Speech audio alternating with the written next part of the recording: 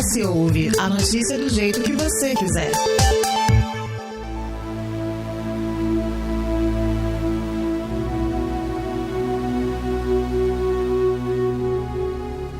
Há mais de um mês, o mundo se viu diante do que mudaria a história e o dia a dia de 6 continentes. O leste europeu se tornou assunto frequente em todos os noticiários, fazendo com que o conflito entre a Rússia e a Ucrânia, inicialmente distante, pudesse ser sentido a milhares de quilômetros no momento em que o mundo começava a emergir da pandemia da Covid-19. As imagens de tanques e veículos blindados, de soldados montando trincheiras defensivas e aviões e mísseis bombardeando cidades enquanto civis tentavam escapar da guerra, trazem de volta memórias de momentos passados e temores do que o futuro nos reserva. Por outro lado, é no passado que esse conflito entre países que possuem raízes em comum tem início, para além dos acontecimentos a partir do final de 2021.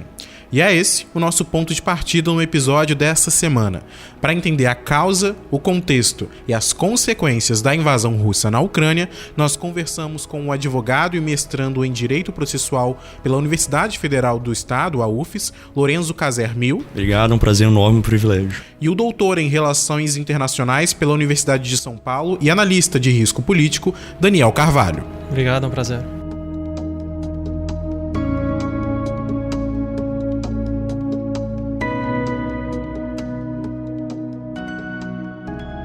Para início de conversa, quais são as raízes desse conflito, Muito se fala que tem raízes históricas, isso de séculos atrás. Aonde que isso começa, Lorenzo? E depois a gente passa para o Daniel para entender, para quem está caindo de paraquedas nesse assunto, quais são os principais destaques. Essa relação entre Rússia e Ucrânia, para ela ser entendida, realmente é necessário que a gente faça uma retrospectiva histórica e não de 200, 300 anos atrás, muito antes mesmo. E eu creio que isso ganhou uma importância central nesse atual conflito russo-ucraniano. Por quê?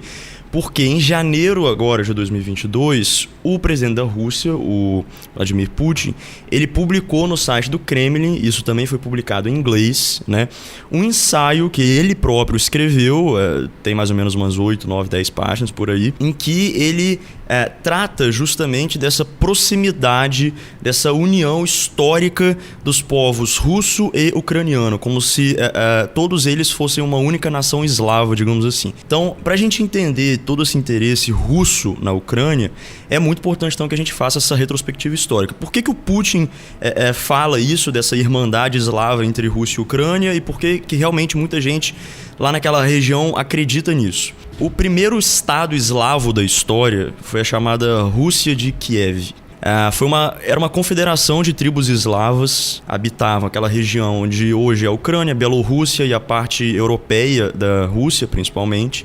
A Rússia de Kiev ela foi fundada, por essas tribos eslavas em mais ou menos no século IX depois de Cristo. O centro político e econômico dessa confederação era justamente Kiev, a atual capital da Ucrânia, Por isso chamava Rússia de Kiev. Naquela época, as regiões onde São Moscou, São Petersburgo, que são de fato os centros mais poderosos ali daquela região, nessa época da Rússia de Kiev eram regiões totalmente secundárias, Nessa época, de fato, é correto a gente dizer que russos, ucranianos, bielorrussos e afins provêm de um povo ancestral em comum, o povo Rus. Rússia, sufixo latino ia, Rússia significa terra do povo Rus, Rússia. Então, esse povo Rus foi o povo que fundou a Rússia de Kiev, que foi o primeiro estado eslavo da história. Então, de fato, é o ancestral comum de russos e ucranianos. Mais ou menos por volta de 1200, 1300, se eu tiver errado, o Daniel pode me corrigir, toda aquela região foi alvo de invasões mongóis, por tribos mongóis que dominavam a cavalaria, Então, de fato, essas tribos mongóis, elas varreram não só aquela região da Rússia de Kiev, mas também chegaram, por exemplo, às portas do que hoje é a Áustria, da Hungria e tal. Isso fez com que a confederação de tribos eslavas, que era a Rússia de Kiev, fosse totalmente desmantelada, Moscou surgiu nessa época em que a Rússia de Kiev foi desmantelada praticamente por essas tribos mongóis. Moscou surgiu como um centro de cooperação entre aquelas tribos eslavas e os invasores mongóis, né? Moscou se prestou a isso. E aí, a partir dessa época, Moscou foi ganhando mais protagonismo ali entre o povo russo, né? Entre o povo eslavo. Com o desmantelamento da Rússia de Kiev e as invasões mongóis e a permanência dos mongóis lá por algum tempo e tudo mais, novas forças políticas, né, novos estados foram surgindo ali naquela região.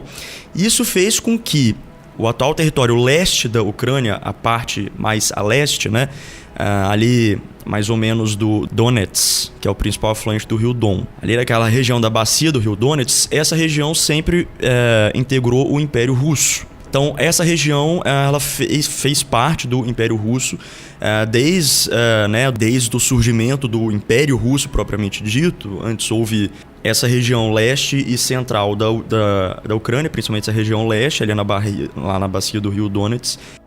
Ela fez parte do Império Russo até a sua dissolução em 1917. Que basicamente é onde faz a fronteira hoje com a Rússia. Isso, mas aquela região leste que hoje é Ucrânia, né? Aquela região onde a gente fala do Donbass, porque é a região da bacia do rio Donetsk, que é afluente do rio Don, por isso Donbass. Toda aquela região é uma região ucraniana hoje, mas ela sempre integrou o Império Russo. E é daí que vem essa disputa por território e toda essa parte do conflito também. Também. Isso é só mais um detalhe dessa celeuma toda. Mas enfim, basicamente o que acontece é aquela região que eu falei, essa região leste da atual Ucrânia, sempre ficou sob influência do Império Russo. O Império Russo era um estado que buscava a russificação dos diferentes povos que eram abrangidos pelo seu território. O Império Russo sempre foi um império multiétnico. Até hoje a Rússia principalmente aquela porção sul ali, são diferentes repúblicas unidas na Federação Russa. Geralmente cada república representa uma etnia, né, e tal. Então essa região ficou sob influência russa muito tempo, porque uma vez que ela fazia parte do Império Russo, ela sempre sofria, né, essa tentativa de russificação da população que ali habitava. Se falava russo, né, o rito religioso era o vinculado à Igreja Ortodoxa Russa. Então essa região leste da Ucrânia, digamos assim, ela historicamente é uma região de influência russa, entendeu? Ela fez parte da Rússia até 1917, né?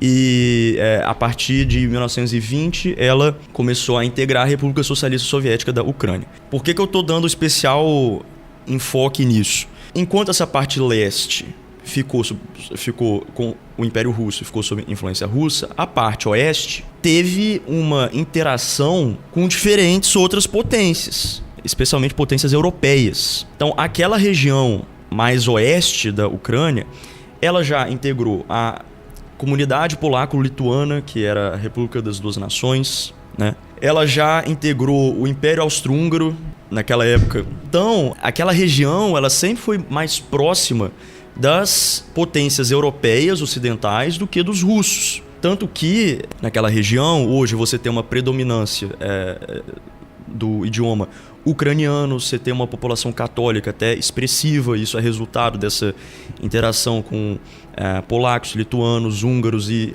austríacos, que são povos católicos, né, ao contrário dos russos, são ortodoxos. Toda aquela região oeste, ela passou centenas de anos sob influência de diferentes povos que não os russos. Isso fez com que aquela região ela virasse o território, virasse o epicentro de uma população diferente da população russa, de uma população diferente do povo russo.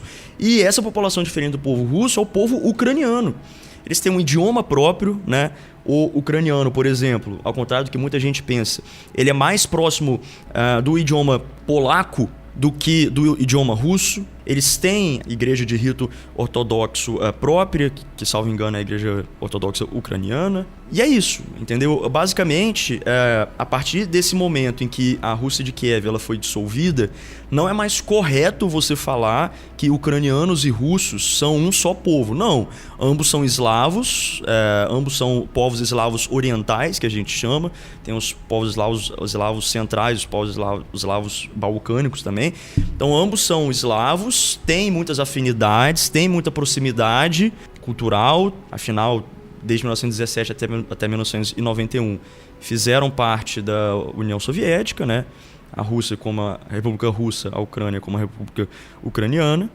Mas ucranianos e russos não são um só povo, não. São povos distintos. Porque senão você poderia dizer que, como a Rússia também chegou até ali à beirada do Afeganistão, toda essa galera ali embaixo também faria parte desse povo em comum. Então, não. Porque no caso de russos e ucranianos, eles são eslavos. O Império Russo, como eu disse, ele abarcava, né, várias etnias. Então, ali naquela região perto ali do Afeganistão, até onde eram os domínios do Império Russo, ali você tinha tártaros, você tinha mongóis, você tinha chechenos. Então, esse pessoal, eles são de etnias diferentes. Ao passo que os ucranianos, não, eles são de uma mesma etnia dos russos, eles são eslavos, entendeu? Mas são um povo diferente por conta de uma série de circunstâncias históricas. Esse ponto que o Lorenzo trouxe, Daniel, a gente pode colocar dentro de uma das estratégias que os dois países têm utilizado, né? Muito se fala sobre o conflito em si, mas também muito se fala sobre uma guerra de narrativas, né? Qual que ganha para tentar trazer mais gente para o seu lado.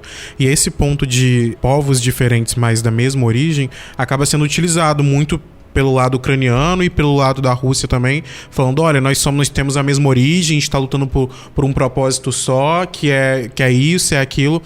De que forma isso impacta na guerra em si, esse embate de narrativas e até que ponto essa narrativa tende a ser verdade e até que ponto ela tende a ser, como eu posso dizer, não falsa, mas utilizada deturpada para ser em prol de quem quer se beneficiar com a guerra. Eu acho que uma coisa que é legal aí, que sempre que a gente está falando de uma guerra, a gente sabe que a primeira vítima é a verdade. Não há nenhuma narrativa que seja inteiramente verdadeira. Acho que esse é o principal ponto aqui. Quando a gente fala em construções históricas, principalmente, a gente pode pensar que a própria história que a gente estuda nas escolas e tudo mais, ela é uma construção, ela é resultado de um processo de construção em que narrativas foram aceitas e outras narrativas não foram aceitas. Napoleão Bonaparte, por exemplo, falava que a história é um conjunto de mentiras com as quais a gente concorda. Então, acho que isso é uma coisa legal para a gente pensar, porque a gente tem mesmo na história do Brasil, a gente tem vários exemplos que são perfeitamente identificáveis de quando um ator histórico virou importante e deixou de ser importante. Até a proclamação da República, ninguém lembrava que Tiradentes existia. Até a Revolução de 32 em São Paulo, os bandeirantes não existiam, eram meros sertanistas. Então, todos esses critérios. E aí, se a gente for pegar exatamente isso para pensar nessa questão da guerra de narrativas, e principalmente nesse ponto que o Lorenzo tão bem explanou, sobre a construção da identidade russa, principalmente, eu acho que a gente tem que levar em consideração um fator primordial aqui, que é, afinal de contas, que tipo de identidade coletiva é essa e que está sendo construída ou desconstruída a partir de algum conhecimento compartilhado.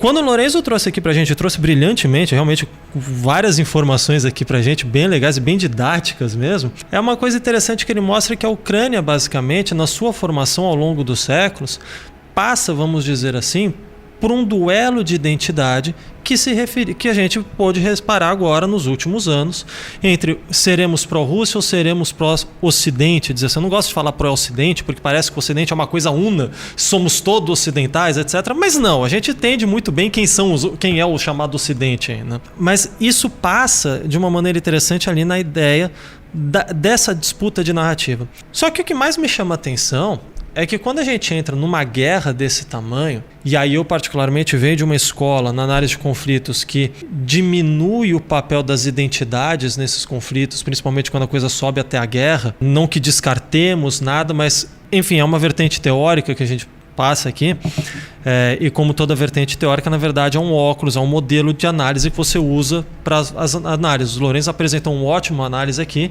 eu vou diferir, não que o Lorenzo esteja errado, mas eu parto de um outro princípio, eu parto de um outro mecanismo analítico aqui.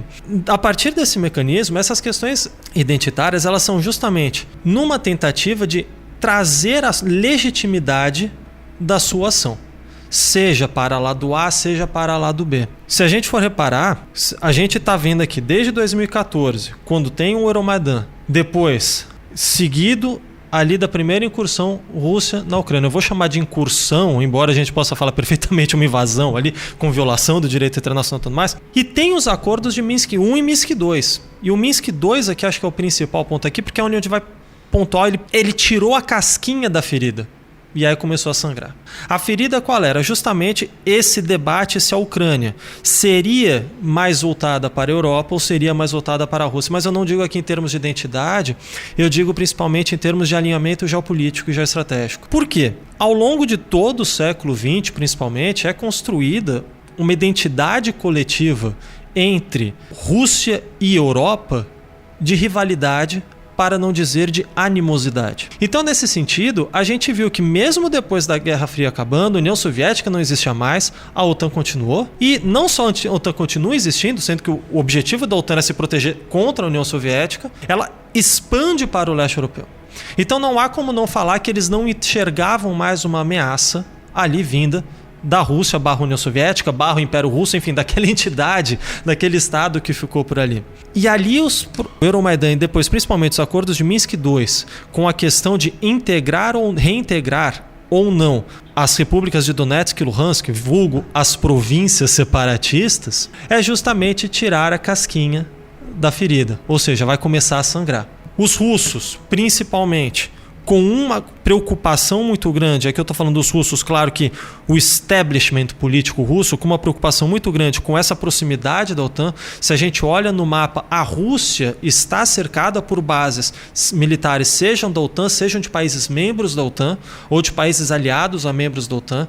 Andou circulando aí pelas redes sociais que era tudo base da OTAN. Não era tudo base da OTAN, mas a Rússia realmente está cercada, e o grosso da população russa vive ali vamos dizer, aqui a menos de 1.000 quilômetros da fronteira com a Ucrânia. E você vai pensar que, assim, mesmo que não sejam bases da OTAN, são bases perfeitamente utilizáveis pela OTAN. Exatamente. Então, quer dizer, a Rússia, de fato, é ali.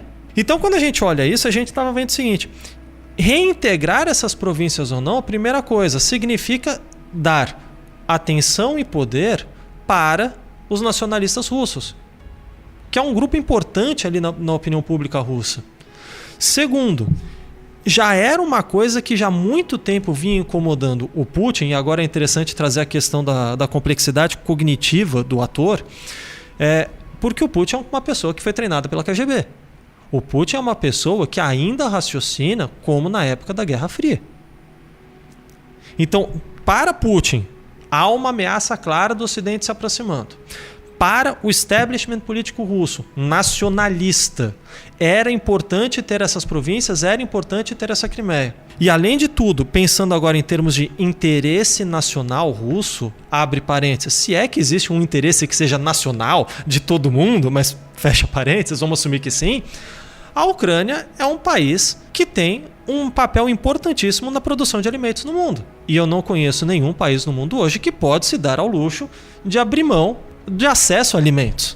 Nenhum país é 100% independente, nenhum país é autossuficiente em alimentos.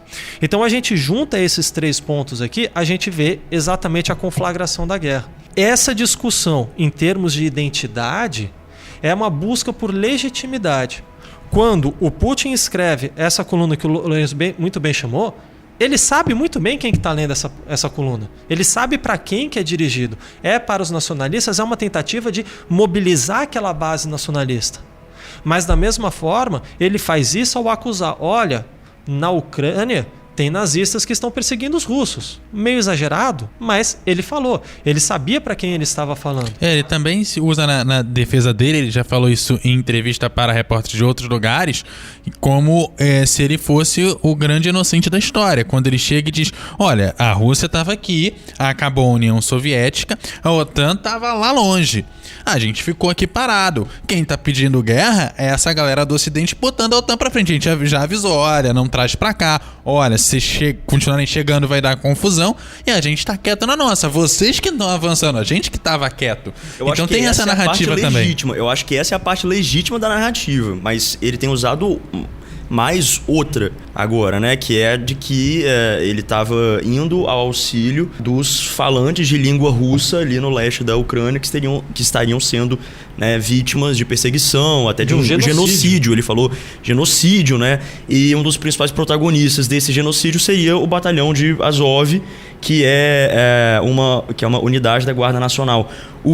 Guarda Nacional ucraniana, ultranacionalista, que guarda diversos elementos antissemitas, né, anti-bolcheviques, muito embora não exista mais um partido bolchevique, mas enfim, é isso. Que, aliás, é importante lembrar, inclusive, que se de fato estivesse acontecendo um genocídio, a gente já estaria sabendo há muito tempo. Não precisaria um presidente ficar denunciando. A gente já teria essa notícia há muito tempo, porque a gente já teria uma fuga de refugiados sem tamanho dali. É a região mais desenvolvida da Ucrânia, é aquele leste, é a mais industrializada. Tem a segunda e a terceira cidades mais importantes, que é Donetsk, Kharkov. Aquilo, ele utilizou da narrativa deturpada para, de certa forma, implodir de dentro para pessoas que eles sabem que o discurso dele vai atingir de forma direta, porque ele é aquilo, né? Ele pensa estrategicamente como um membro da KGB, e então ele vai diretamente nas pessoas que ele sabe, no público, né? Que ele sabe que vai, de certa forma, comprar o que ele tem a dizer. Exatamente. Os nacionalistas russos, eles estão tanto em Moscou, tanto na Rússia, quanto ali na Ucrânia. Exatamente esse é o ponto. Ele sabe muito bem para quem que ele está falando. Agora, essa narrativa do Zelensky, aliás, é importante deixar claro, no duelo de opinião pública global, Zelensky está goleando. Ele é um ator, né? Ele é um ator, ele sabe fazer esse tipo de comunicação, ele está goleando. Ele sabe se comunicar, né? De certa forma. Mas o que ele não conseguiu ainda, por N motivos, e aí é uma coisa que a própria imprensa global não está noticiando, e é uma informação que falta chegar, Putin tem apoio de 2/3 da sua população. A imprensa mundial mostra os protestos em Moscou, etc., porque é onde de fato há resistência, mas a resistência na Rússia é principalmente na população entre 20 e 30 anos e nos grandes centros urbanos, o que vai dar aproximadamente 23, 24% da população. Então Putin tem esse apoio popular. E ainda mais, quanto mais para o interior, mais pobres as cidades, mais propaganda oficial se consome. E mais interessante também para essa população que busca mais prosperidade e tal, promessas que naturalmente vêm com qualquer tipo de invasão de território alheio. Como eu disse, essas províncias separatistas, né, que são a dita República de Donetsk e a República de Luhansk, são áreas extremamente desenvolvidas do ponto de vista econômico, são industrializadas, tem uma indústria pesada, muito desenvolvida, indústria petroquímica, né? Tem uma população razoável, e isso hoje em dia pode até parecer um pouco anacrônico, mas não, isso voltou a ganhar relevância nos últimos anos. Por quê? Porque os países que estão tendo um boom econômico são os países superpopulosos, China e agora a Índia, né? Então, população virou uma questão estratégica de novo. A Rússia sofre de uma estagnação populacional por volta de 150 milhões de habitantes desde o fim da União Soviética. Isso é uma preocupação grande lá. Então, se você incorpora, assim, eu sempre falei o seguinte, está na mentalidade russa ser um povo de contingentes enormes, entendeu? O Império Russo sempre tinha os maiores exércitos, muito mal equipados, mas eram os maiores exércitos, então ele podia se dar o luxo de ir a uma guerra porque tinha gente pra caramba pra morrer. A União Soviética, idem, era o segundo país mais populoso do mundo, ali em meados de 1960, 1970, perdi apenas pra China, eu acho. Acho que era mais populoso que a Índia. Então, é um país acostumado a ter reserva, a ter grandiosidade, né? E agora, na verdade, pensa, a Rússia tem uma população menor que Bangladesh. Bangladesh é do tamanho de Mato Grosso do Sul, se eu não me engano. E pobre. A Rússia, vamos colocar, é um dos países mais com maior território, né, do mundo. Principalmente se você coloca, e o maior em extensão de ponta a ponta, leste a oeste. São 9 fuso horários. Gente, o Brasil mal tem 3, porque o terceiro fuso horário nosso, na verdade seriam 4, né? Mas um é uma ilha e o outro é o estado do Acre, né? Então não nem pra dizer que existem 2 praticamente. Então imagina o Brasil e multiplica isso por 4. É isso que é o tamanho da Rússia leste-oeste. E eles precisam de gente para ocupar aquilo ali. É basicamente isso. Todo o leste europeu sofre com uma crise de natalidade. Só que para a Rússia, que sempre quis se colocar, e na verdade sempre conseguiu se colocar como uma grande potência mundial, esse déficit de natalidade ele é muito preocupante, sabe? Embora, por exemplo, você tenha taxas de natalidade não muito diferentes na Rússia e nos Estados Unidos. Nos Estados Unidos você tem uma imigração maciça vindo de outros países. Então, em 2050, se projeta que a população dos Estados Unidos vai estar maior do que hoje. Na Rússia se projeta que vai estar bem menor. Então, isso eles ficam loucos, absolutamente loucos com isso. Daqui 30 anos eu vou ter menos gente produzindo aqui, gerando riqueza, ocupando o meu território, ao passo que as outras potências, né, de hoje só estão aumentando o contingente populacional e, enquanto aumenta a geração de riqueza, aumenta a influência no restante do mundo, é isso. Mas essa narrativa, se a gente for colocar em pontos concretos, se diz muito em relação também ao regime da Rússia, né? Que de certa forma é um regime mais, como eu posso falar, mais opressor, né? Então, assim, é tudo muito bem delimitado, então envolve também essas questões. Sem dúvida. O regime russo a gente pode classificar como uma anocracia aberta. Que é esse monstro de anocracia, essa palavra feia, né? A anocracia é um regime intermediário entre a ditadura e a autocracia. A democracia e a autocracia, desculpa. Se a anocracia é aberta, é que a gente tem um regime com instituições democráticas frágeis e que, portanto, há espaço para perseguições políticas. Alô, Brasil! Ainda não chegamos lá, espero que não cheguemos. A gente olha para os índices que fazem esse tipo de medida, essa classificação, ele vai desde a democracia perfeita, uma democracia com falhas, para aí chegar na anocracia aberta. Ainda somos uma democracia com falhas, mas ainda somos, espero que não caiamos mais nenhum nível.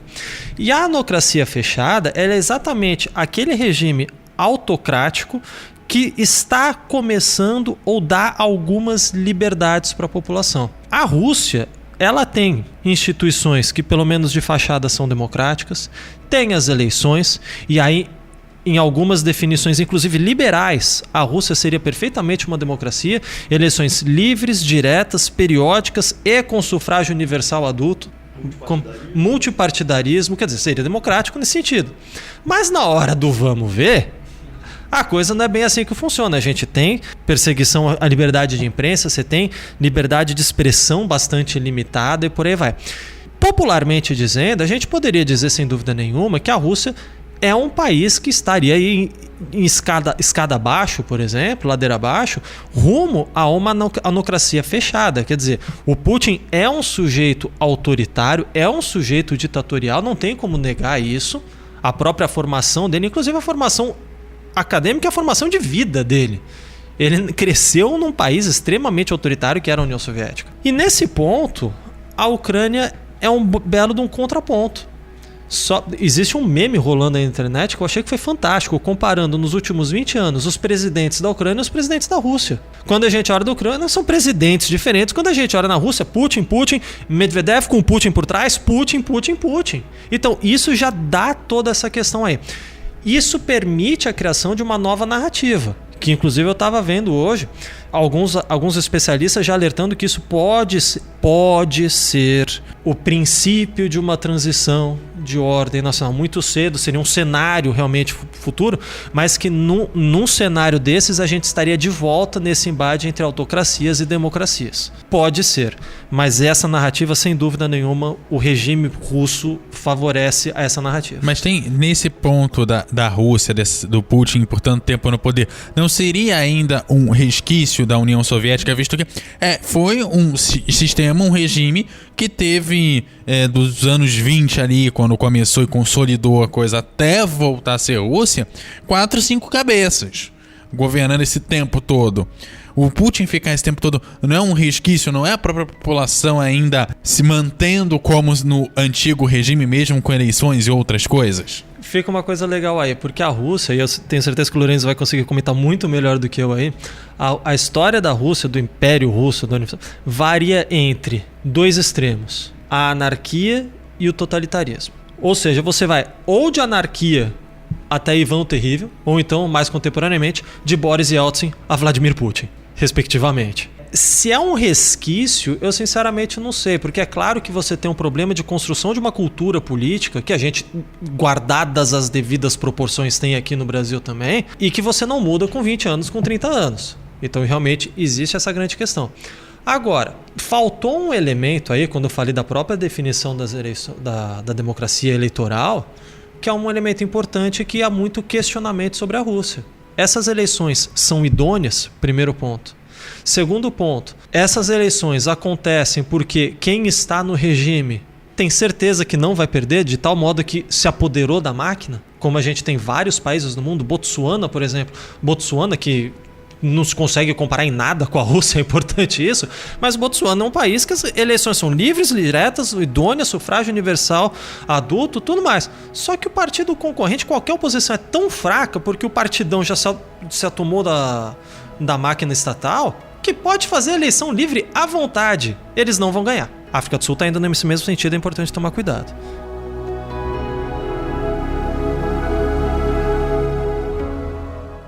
Deixe seus comentários em eshoje.com.br.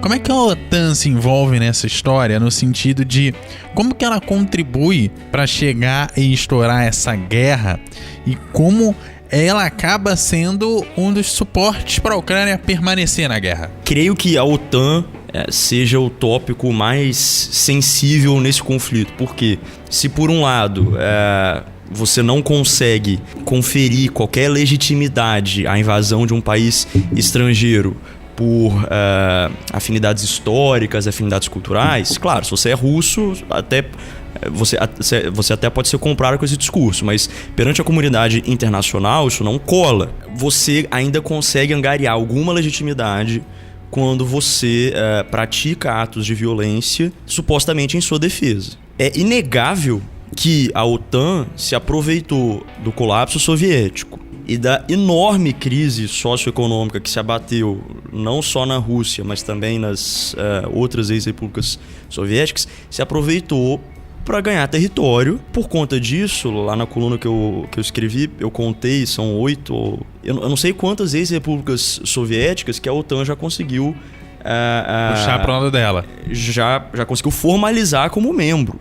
E o que significa você ser membro da Aliança Militar do Norte, né, da OTAN? Significa o seguinte: qualquer tipo de agressão sofrida por um dos membros, os demais membros têm o dever de ir ao socorro, têm o dever de declarar guerra a esse agressor.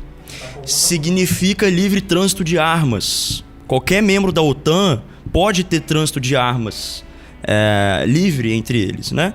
Eu não sei direito como é que funciona a questão de base militar, mas eu sei que trânsito de armas livre pode ter. Então, assim, vocês lembram da crise dos mísseis, né? Quando a União Soviética cogitou botar ogiva nuclear no quintal dos Estados Unidos, ali em Cuba. Os Estados Unidos não aceitou de maneira alguma. Agora, o que acontece? Os Estados Unidos estão fazendo a mesma coisa e não quer a resposta. A OTAN já tem membros ali naquela região que, assim, se a OTAN quiser botar ogivas ali na região da Polônia, por exemplo, da própria Lituânia, da Estônia, são membros da OTAN. Aquilo ali atingiria a Rússia com a maior facilidade do mundo. Agora, na Ucrânia é muito sensível você angariar a Ucrânia como membro da OTAN, você ter ogivas da OTAN circulando livremente na Ucrânia, ali no seio do que sempre foi o poder russo, digamos assim, né? É aquela região ali que vai de Moscou, que vai de São Petersburgo até Kiev, sabe? E ali naquela região tem outras cidades importantíssimas, como Mariupol, que é um porto muito importante, Odessa, que é acho que é o porto mais importante ali do Mar Negro. Esse tema é muito sensível de cooptação da Ucrânia para a OTAN. Por quê? Porque dá uma certa legitimidade para a Rússia revidar. E aí a Rússia ficando isolada do lado de cá, ela vai para onde? Ela não fica isolada, desculpa, eu vou deixar eu falar. Ela não fica isolada. Eu acho que esse tem sido um dos equívocos. Quer dizer, não é equívoco. A grande imprensa até sabe disso, mas óbvio que não vale a pena você falar muito disso aqui. A Rússia não está isolada, está longe de estar isolada. Ela só teve os culhões, desculpa aqui a expressão, de tomar uma medida tão enérgica como a invasão territorial militar mesmo, não era só botando soldados sem identificação, como fez de forma muito ampla lá na Crimeia. Dessa vez foi uma invasão militar. Também, em 2008. E na Geórgia também, em 2008. Foi uma invasão militar, matando civil, confrontos, né, entre as forças armadas de ambos os países. Só teve a condição de tomar uma medida tão enérgica, tão grave em termos de direito internacional na Europa, ou seja, na frente dos olhos do mundo inteiro, porque tem o suporte econômico e até certamente político da China e da Índia. A China é atualmente o maior parceiro comercial da Rússia, tem tudo para aumentar ainda mais esse percentual, e a Índia está indo no mesmo caminho. Vamos lembrar que se a Ucrânia tá grudado do lado de cá, a China tá grudada do lado de lá. Então assim, a Rússia estar isolada econômica e politicamente do Ocidente é muito ruim para ela? Claro. A Rússia é uma grande fornecedora de gás, é uma grande fornecedora de petróleo, ela exporta muito para os países ocidentais, por exemplo. Nós compramos muitos fertilizantes da Rússia, salvo engano, 28% das nossas importações de fertilizantes são russas. Então é ruim para ela? É péssimo. Mas esse corte, essa nova cortina de ferro, digamos assim, pode começar a representar uma aliança muito estreita, política e econômica, com as potências do outro lado, com as potências... Não é correto falar potência oriental, porque parece que a gente está falando só da China, mas da China e da Índia. Sem dúvida. Eu concordo com ele nesse ponto que a Rússia não está isolada. Acho que a votação que teve ali na Assembleia Geral da ONU, por exemplo, foi uma votação de condenação a um ato.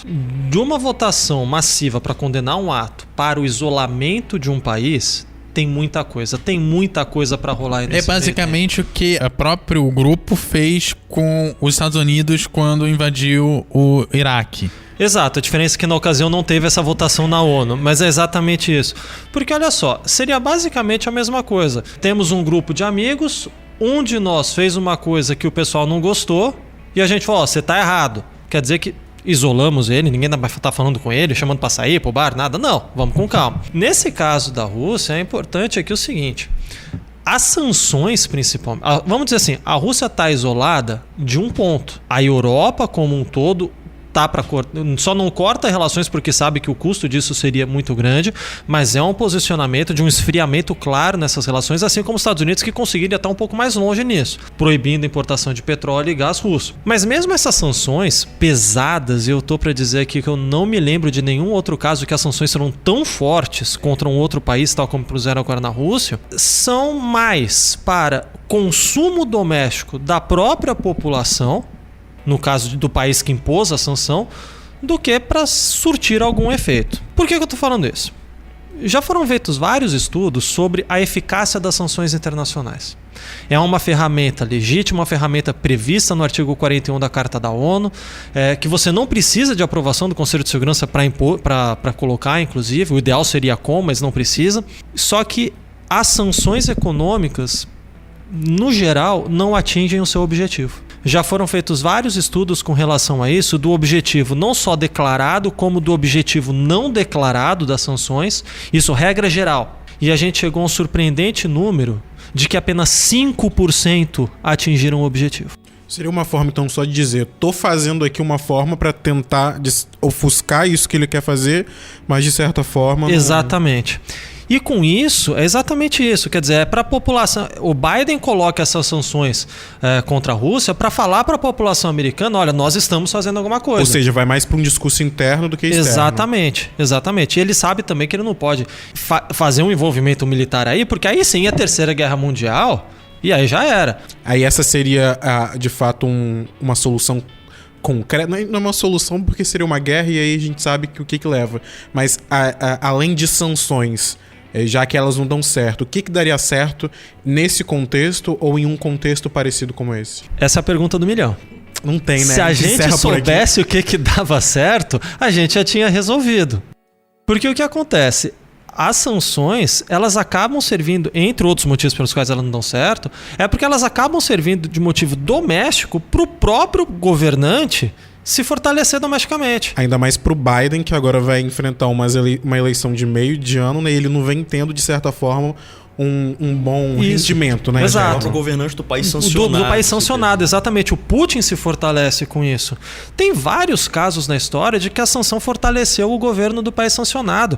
E aí, domesticamente, eu vou falar aqui, África do Sul do apartheid, Uganda por causa da lei anti-gay. É o nome da lei, gente. Desculpa, mas é o nome da lei. Eu sei que não é o melhor termo, mas é o nome da lei. E a tendência é a mesma coisa. Olha só, Coreia do Norte. Não mudou o comportamento nunca e quantas sanções ela tem. Que, aliás, é um grande risco, todas as sanções à Rússia, tornar, na verdade, a Rússia um país com um comportamento, eu não vou falar errático, mas desafiador, tal como o da Coreia do Norte, só que com muito mais poder militar, nuclear e econômico do que a Coreia do Norte. Eu acho que esse é um ponto aí que é preciso rever aí. Os estrategistas nos países europeus e nos Estados Unidos têm que rever essas sanções, porque podem estar encurralando a fera.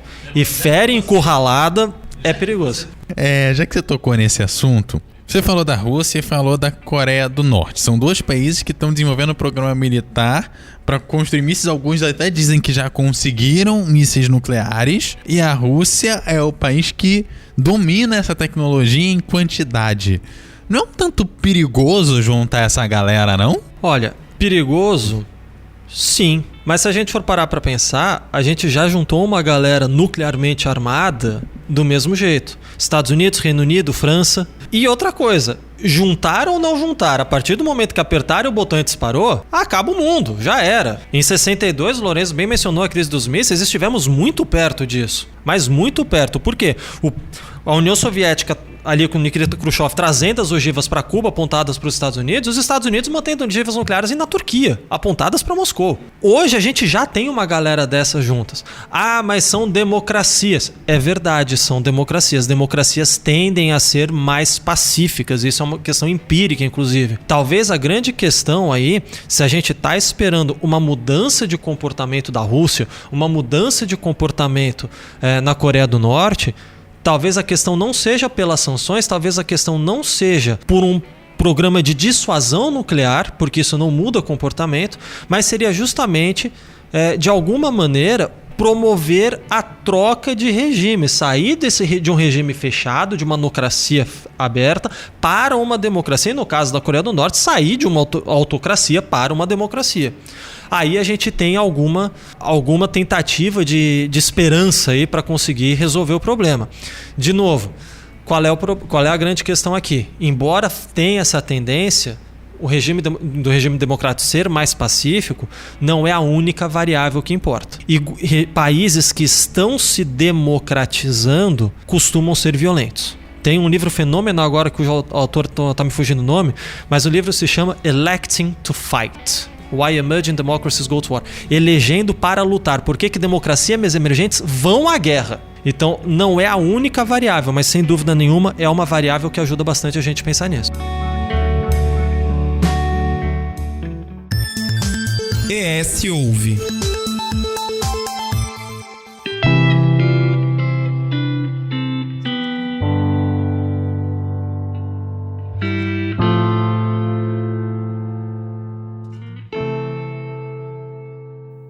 Até chegar nessa democratização quando a gente pensa na Rússia, você fala essa questão da democratização, nos anos 70, quando a Rússia começou a abrir lentamente o regime e fazer o que se queria fazer aqui no Brasil, né, democratização lenta, né? E lá eu acho que eles conseguiram, num determinado grau. Nos anos 70, sai um filme muito duro, agora eu não me recordo o nome, ainda mais nome em russo, né? É mais complicado. Que ele faz desde o início da guerra a perseguição dos bolcheviques contra opositores, a membros do próprio partido, essa perpetuação no poder, e o filme vai fazendo todo o trajeto até o final dos anos 60 da história da União Soviética. E é um filme pesadíssimo que em outros tempos do regime não passaria, numa época que se passou outros filmes menos pesados, mas bastante críticos, principalmente ao início do regime. E aí você chega num ponto onde você tem a abertura do regime e uma abertura que não foi muito calma. Como é que a gente perpassa para esse regime que consegue democratizar, consegue começar a dar liberdade e entra no regime do Putin hoje? Como é que acontece essa transição? Eu creio que esse seja um outro ponto muito sensível. Tem um pouco a ver com essa questão de ameaça externa, porque eles enxergam a OTAN justamente sob essa ótica de uma ameaça externa, né? Esse ponto também é muito sensível no sentido de legitimar um pouco a narrativa russa, que é o quê? Como se o Ocidente estivesse sempre procurando interferir no progresso econômico e social da Rússia. O Putin, ele tem essa visão, é uma visão confessa dele. Ele já compartilhou esse tipo de pensamento, por exemplo, com líderes europeus em encontros. Tem até uma frase da Angela Merkel. Falou, gente, esse cara tá vivendo em outra realidade. Então o Putin tem essa mente paranoica, digamos assim, de que a Rússia sempre vai estar sendo alvo de interferências maléficas do Ocidente, mas, embora hoje isso provavelmente não seja uma realidade, na verdade os países ocidentais têm muitos problemas internos para eles resolverem. Na época da dissolução da União Soviética, que o Putin fala que foi a maior tragédia do século XX, não que ele fale o seguinte, a União Soviética deveria continuar. Não é isso. Ele já falou várias vezes, por exemplo, principalmente na década de 90, que a União Soviética não conseguiu elevar o povo russo ao patamar que ele merece, que lhe é guardado, entendeu? Foi um projeto autoritário que não deu certo. Mas a forma como ela terminou, o Putin fala que foi a maior tragédia do século XX. E, de fato, isso é verdade. Quer dizer, não que foi a maior tragédia. Acho que a maior tragédia, se eu fosse escolher, seria o Tratado de Versalhes. Mas uma das maiores tragédias foi a dissolução da União Soviética da maneira como foi feita. De um dia para o outro, essa união de repúblicas socialistas ela foi dissolvida e os ex-membros, então, viraram membros de uma comunidade econômica. Como é que Comunidade dos Estados Independentes. Dos Estados Independentes. Como se fosse um fantoche da antiga União para haver ali uma organização até que cada um ganhasse autonomia e andasse com as próprias pernas, né? Só que... Meio que foi cada um por si.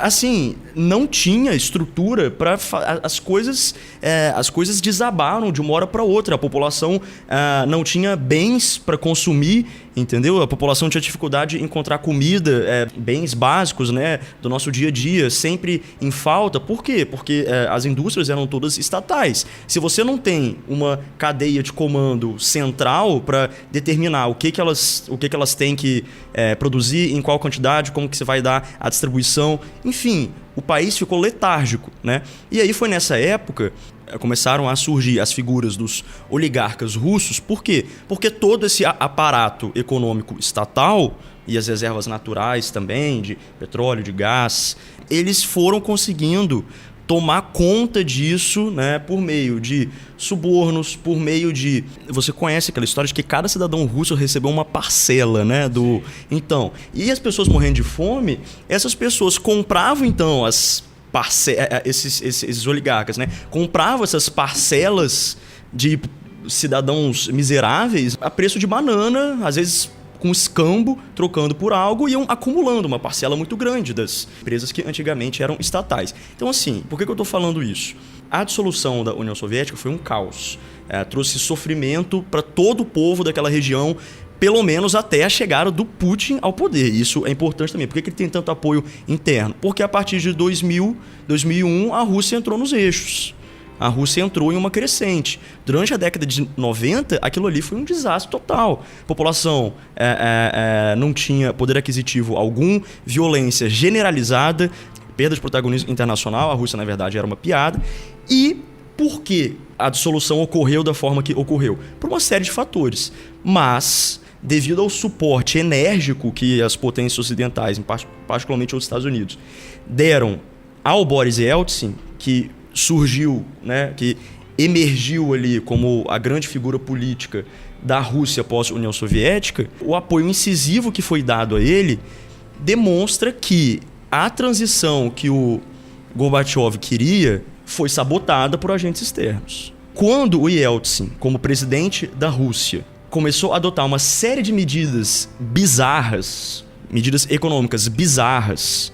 E o parlamento, 100% do parlamento, havia mais de um partido ali com parlamentares, salvo engano. Quando 100% do parlamento, todos os parlamentares, votaram uma moção para destituição do Yeltsin, o Yeltsin mandou bombardear o parlamento. Com o apoio, com o entusiasmo público do Bill Clinton e de outros líderes ocidentais.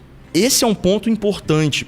No momento recente, né, em que a Rússia esteve mais fragilizada, houve interferência e houve participação de potências ocidentais nos assuntos internos deles. É por isso que tem tanto esse temor do Putin em relação a Exatamente. essa mania de perseguição, podemos dizer assim, Isso. mas de certa forma tem um respaldo concreto. Exatamente. O Putin, o ex-agente do KGB, viu tudo aquilo ali como um taxista que estava tentando... Ele chegou a trabalhar como taxista nesses anos imediatamente após a queda da União Soviética. Depois ele começou logo a se envolver com o grupo político do próprio Yeltsin, entendeu? Mas nitidamente com uma mentalidade diversa. Mas enfim, o Putin, um ex-agente da KGB com uma instrução impecável, falante de... Viu o país dele indo à bancarrota, ele como taxista, porque não havia empregos vantajosos, né, que pagassem bem, a economia estava em ruínas. O parlamento sendo bombardeado por um presidente que, embora as pessoas falem, né, aquilo ali era uma tentativa de transição democrática e tal, eu, sinceramente, eu não vejo elementos democráticos no Boris Yeltsin, vendo o parlamento ser bombardeado por parte desse sujeito e as potências ocidentais aplaudindo e fortalecendo a figura daquele cidadão. Na cabeça do Putin, isso deve ter feito uma bagunça enorme. E é essa mania de perseguição que subsiste até hoje. Você sabe que, além de tudo aí, achei que você fosse até comentar, teve o default da Rússia em 98 também. A situação econômica na Rússia foi tão ruim que ela deu o default, ela não pagou, não honrou as dívidas que ela tinha. Coisa que só voltou agora com as sanções. Só que naquela ocasião, é importante dizer, foi mais uma escolha política do que econômica dar o default. Foi quando se começou a trazer o chamado risco político para as análises dos títulos, para análise de risco país e por aí vai, porque todo mundo tinha certeza que a Rússia tinha condições para pagar aquela guerra. A população miserável, mas a Rússia tinha condições de pagar as dívidas. De repente, o que a Rússia faz? Pagar não. Devo, não pago, nego enquanto puder. Basicamente foi isso que ela fez. Estamos no Facebook, Twitter e Instagram pelo @eshoje.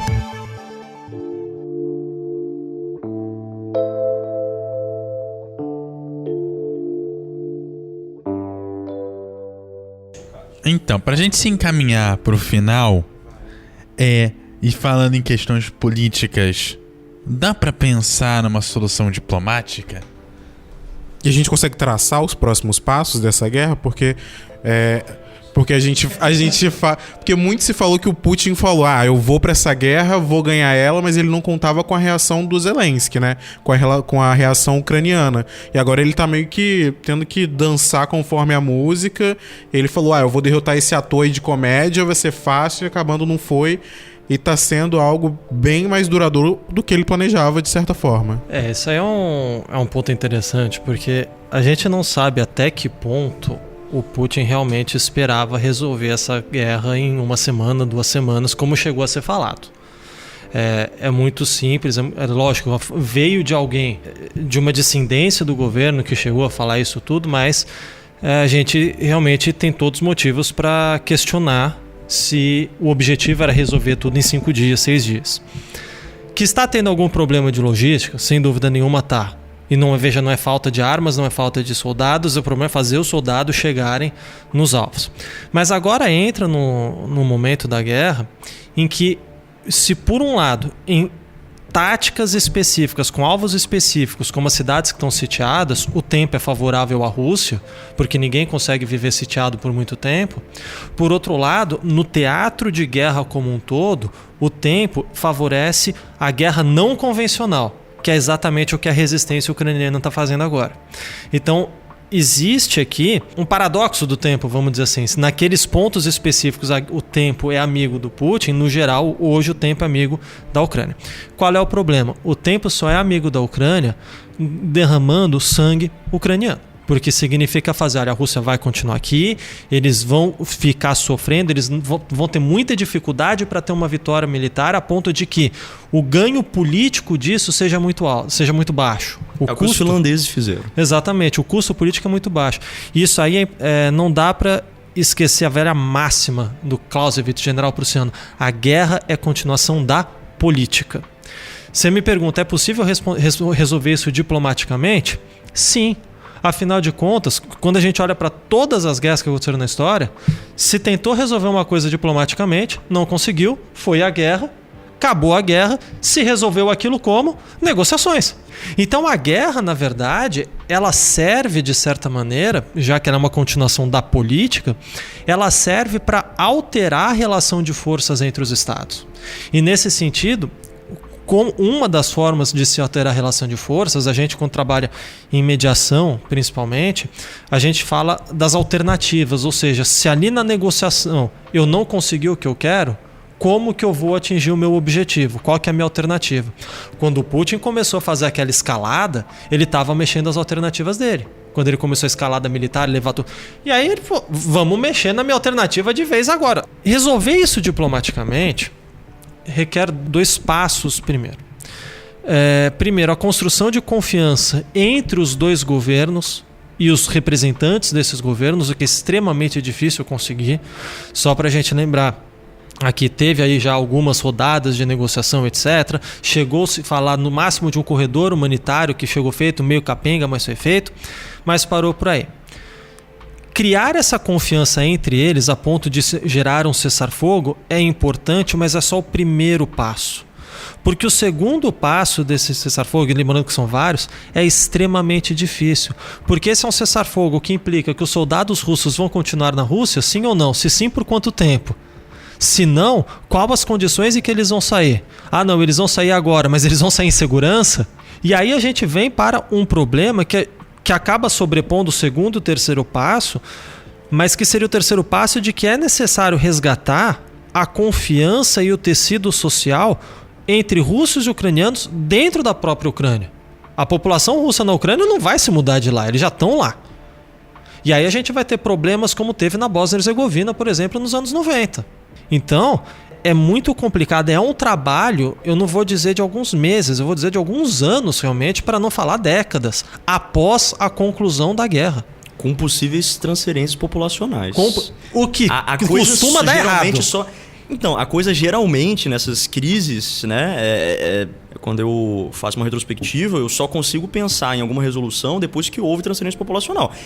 É uma crueldade, é terrível, mas só que, por exemplo, conflitos entre gregos e turcos. Você acha que teria alguma resolução antes de transferência populacional?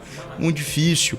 Tchecos, depois da Segunda Guerra. Se os alemães permanecessem ali na região dos Sudetos, onde eles estavam historicamente, né, muito mais do que os tchecos propriamente ditos, os boêmios, aquilo ali se resolveria sem uma transferência populacional forçada dos alemães para a Alemanha Ocidental depois da guerra? Acho difícil também. Então acho que isso vai estar na pauta. Tem que estar na pauta, mas é muito difícil às vezes. Pra gente não precisa nem ter tão longe na história. Os assentamentos judeus na Palestina. Tirar essa galera de lá só na marra. Só na marra. E aí, então a gente tem essa questão aí que é a reconstrução depois do tecido social, que talvez em contextos de guerra seja a parte mais difícil, porque você está fazendo com que as pessoas convivam lado a lado com a pessoa que matou seu pai, que estuprou sua esposa. Não é tão simples assim. A gente tem alguns exemplos na história que deram minimamente certo, outros exemplos que deram extremamente errado, mas eu concordo, isso aí vai ter que estar na pauta se a gente sonha um dia ver uma Ucrânia estável. Não estou nem pensando na questão da segurança russa. Se a gente pensa ver a Ucrânia minimamente estável um dia, isso aí vai ter que entrar na pauta. Essa guerra, assim como qualquer conflito, armado ou não, além de tudo, parte de pautas objetivas e subjetivas. As pautas objetivas a gente conhece e a gente consegue negociar. O problema está entrando aí justamente na pauta subjetiva. Sensação de segurança é subjetivo. E o que a gente vai conseguir, vamos dizer assim, o que vai se oferecer para o Putin e também para a Ucrânia para que ambos se sintam seguros? A neutralidade da Ucrânia, isso só satisfaz um lado. Porque a neutralidade da Ucrânia, a Ucrânia não entrando na OTAN, significa, olha, a Ucrânia, a qualquer momento, isso tudo pode se repetir. Você vai ficar à mercê. Então, fácil não é. Mas a gente tem um passo a passo aí que é importante. Primeiro, recuperar a confiança e reumanizar os negociadores para que eles entendam que não há exclusividade do sofrimento. Segundo passo, fazer com que os próprios governos estejam dispostos a avaliar a possibilidade.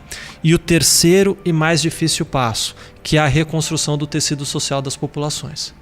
Esse passo, uma falha aqui, significa que a gente vai ficar ficando, é bom, né? Que a gente vai ficar indo e voltando para uma guerra de baixa intensidade por muitos e muitos anos.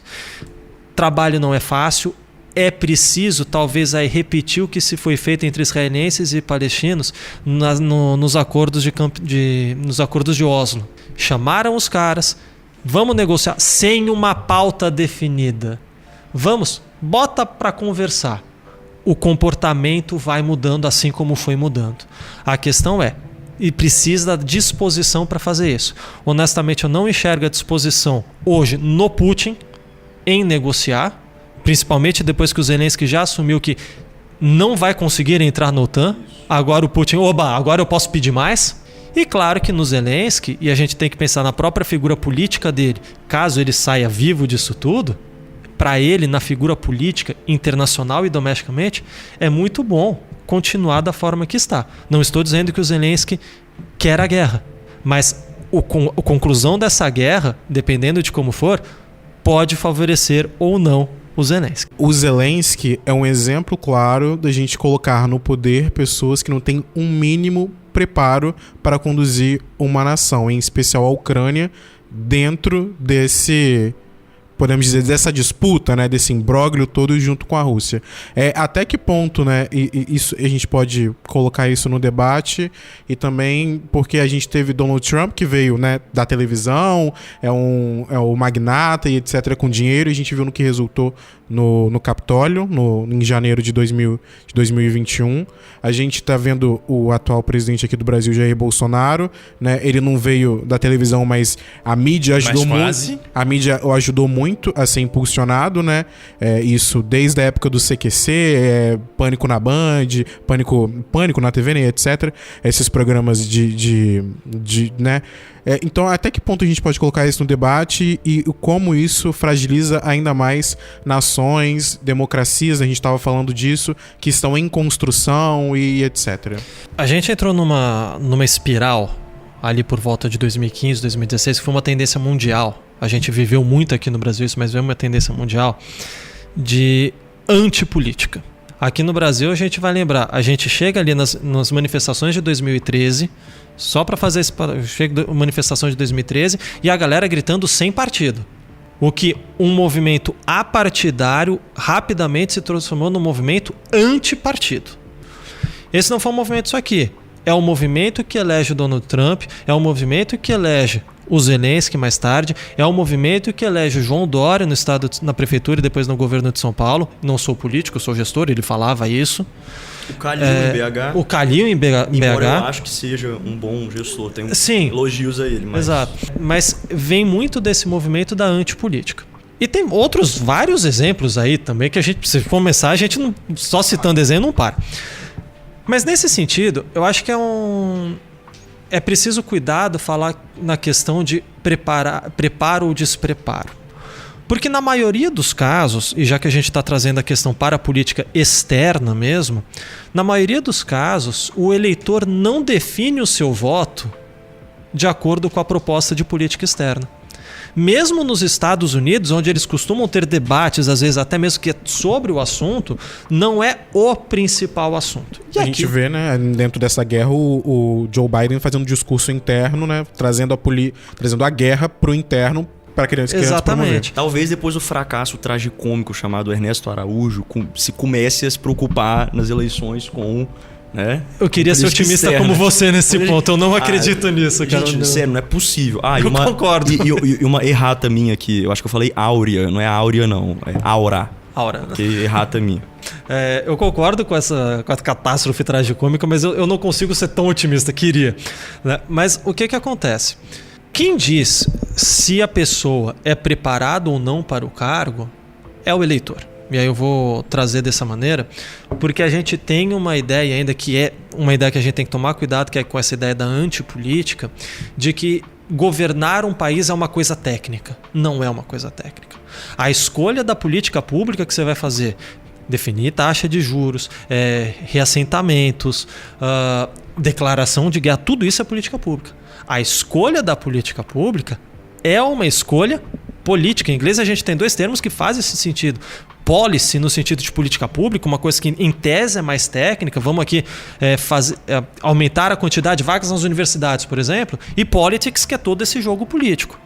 O problema é que a definição da política pública, da policy, é definida, é permeada pela politics, por toda essa política. Então, para quem vai a verba, para quem não vai, isso tudo é uma grande questão política. E nesse ponto, o que a gente estava vendo, na verdade, foi que o Zelensky, ele podia não ter experiência pública, vamos dizer assim, em termos de administração da coisa pública, mas o Zelensky, ele atendeu a determinados anseios de um setor da população. Maior ou menor, atendeu. Assim como o Donald Trump nos Estados Unidos, assim como o chefe do executivo brasileiro e por aí vai. O grande risco aí eu acho que não é uma questão se é uma pessoa que vem de fora do establishment para não. Mas a questão é se essa pessoa desafia o establishment e principalmente se ela desafia os constrangimentos constitucionais que existem sobre a prerrogativa, sobre o cargo. E aí o Lorenzo, que é do direito, fala muito melhor do que eu nisso. E aqui eu estou claramente fazendo referência ao livro agora cujo autor eu sempre esqueço o nome, Como as Democracias Morrem.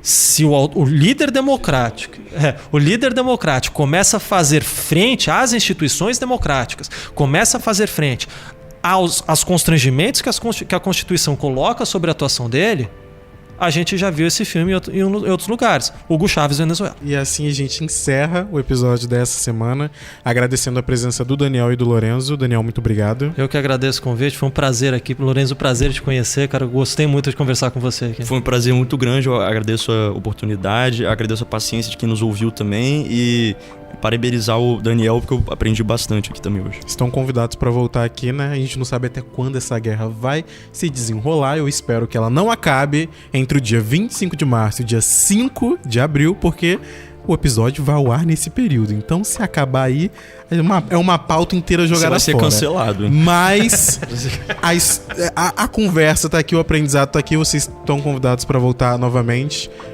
A gente espera que a guerra acabe, né? Em algum momento e dentro de tudo isso que a gente conversou aqui. É isso. E lembrando que o nosso podcast vai lá em todos os agregadores de podcast à sua escolha, todas as segundas-feiras e também lá no site oeshoje.com.br. O programa teve a apresentação de Eduardo Couto e Matheus Passos, a produção e o texto de Matheus Passos, a edição de som de Eduardo Couto e a direção de jornalismo da Daniele Coutinho. Gente, aquele abraço e até semana que vem. Abraço, gente.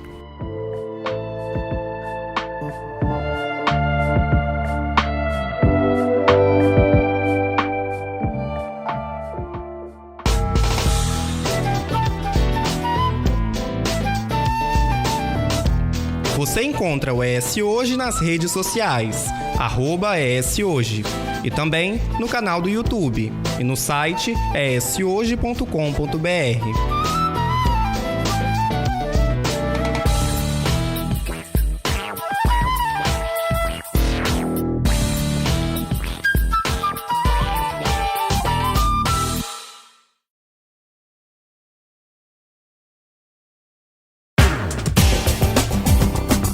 Olá, ouvinte, eu sou o Matheus Passos. E eu sou Eduardo Couto. Estamos passando por aqui para te convidar a ouvir o ES Ouve, o podcast semanal do jornal ES Hoje. Com temas sobre o cotidiano do Espírito Santo que impactam a vida dos brasileiros e dos capixabas. Você nos encontra em eshoje.com.br e também nas principais plataformas de podcast. Aquele abraço.